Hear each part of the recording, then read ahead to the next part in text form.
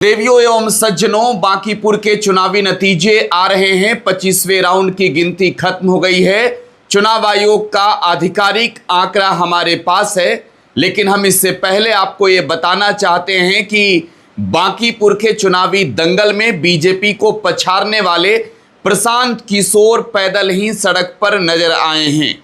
प्रशांत किशोर देश में बड़े चुनावी रणनीतिकार के रूप में जाने जाते हैं और प्रशांत किशोर ने आज बिहार में राजनीतिक रूप से एक नए अध्याय की शुरुआत कर दी है। बीजेपी के खिलाफ आज की तारीख में जो सबसे बड़ा प्रचंड बहुमत किसी ने हासिल किया, जनादेश किसी ने हासिल किया, तो वो शख्स प्रशांत किशोर बन गए हैं। प्रशांत किशोर के नतीजे क्या हैं, कितने वोट अब तक मिले हैं 25वें राउंड में, वो आपको मैं बताना चाहूंगा। आधिकारिक आंकड़ा यह है कि 50,976 वोट प्रशांत किशोर को अब तक मिल गए हैं।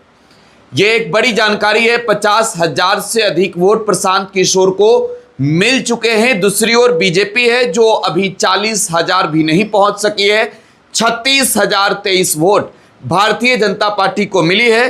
रेखा गुप्ता आरजेडी के कैंडिडेट और आरजेडी के कैंडिडेट को 11,515 वोट मिले हैं। तो बांकीपुर में जश्न की तैयारी जारी है और इस बीच बीजेपी के लड्डू को कोई पूछ नहीं रहा।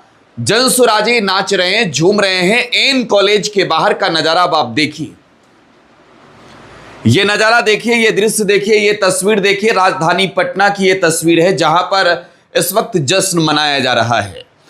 कहते हैं कि बिहार वो प्रदेश है जहां आपके अंदर गुस्सा और अहंकार हो जाए तो भगवान बुद्ध की नगरी में जाकर के गया जी में शांत मन से सोचिए।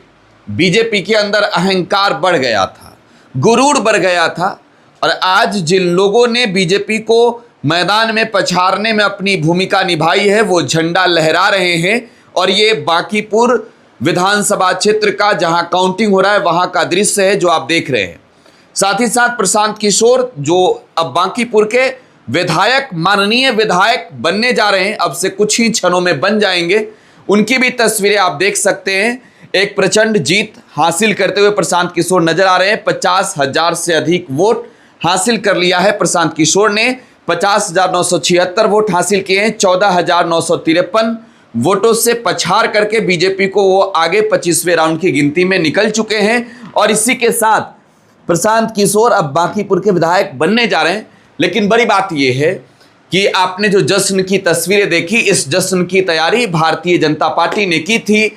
बीजेपी की पूरी रणनीति थी कि वो बांकीपुर जीत रहे हैं। लेकिन नितिन नवीन तक अब यह संदेश पहुंच गई होगी, जो बीजेपी के राष्ट्रीय अध्यक्ष हैं, बांकीपुर के पूर्व विधायक, उन्हें इस बात का गुरूर था कि वो राज्यसभा चले जाएंगे तो बांकीपुर में कोई भी चुनाव जीत जाएगा। रविशंकर प्रसाद ने जैसा कहा कि बांकीपुर में कुत्ता बिल्ली को भी पार्टी चुनाव लड़ा दे तो वो जीत जाएगी।